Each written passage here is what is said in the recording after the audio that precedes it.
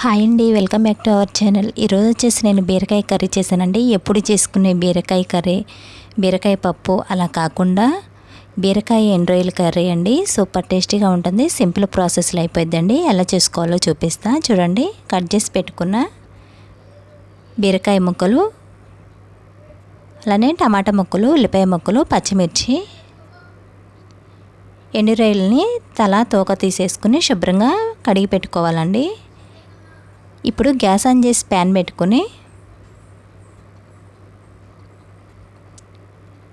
3 స్పూన్ల వరకు ఆయిల్ వేసుకోవాలి.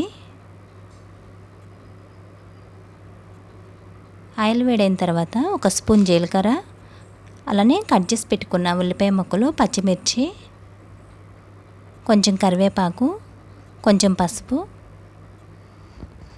కొంచెం అల్లం వెల్లుల్లి పేస్ట్ వేసుకొని ఇలా కలుపుకుంటూ ఫ్రై చేసుకోవాలండి. అల్లం పచ్చివాసన పోయే వరకు ఫ్రై చేసుకోవాలి. చూడండి, ఇలా ఫ్రై అయిన తర్వాత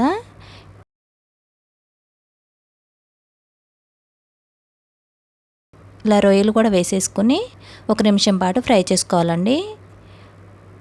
ఇప్పుడు కట్ చేసి పెట్టుకున్న టమాటా ముక్కలు, బీరకాయ ముక్కలు కూడా వేసుకుని రుచికి సరిపడినంత ఉప్పు వేసుకుని ఇలా మొత్తం కలిసేలాగా ఒకసారి కలుపుకోవాలి.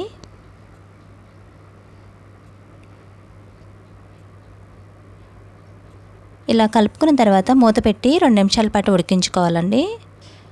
చూడండి, 2 నిమిషాల తర్వాత బీరకాయలు మెత్తగా ఉడికేవి. బీరకాయలు లేతగా ఉంటే తొందరగానే ఉడుకుతాయండి. కొంచెం ముదురుగా ఉంటేనే లేట్ అయ్యిద్ది. ఇప్పుడు 2 స్పూన్ల వరకు కారం, 1 స్పూన్ ధనియాల పొడి వేసుకుని మొత్తం ఇలా ఒకసారి కలిసేలాగా కలుపుకోవాలండి.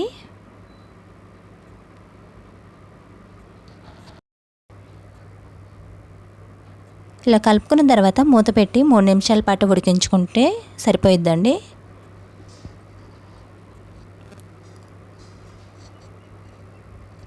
చూడండి, 3 నిమిషాల తర్వాత మూత తీసి చూస్తే కర్రీ అనేది రెడీ అయిందండి.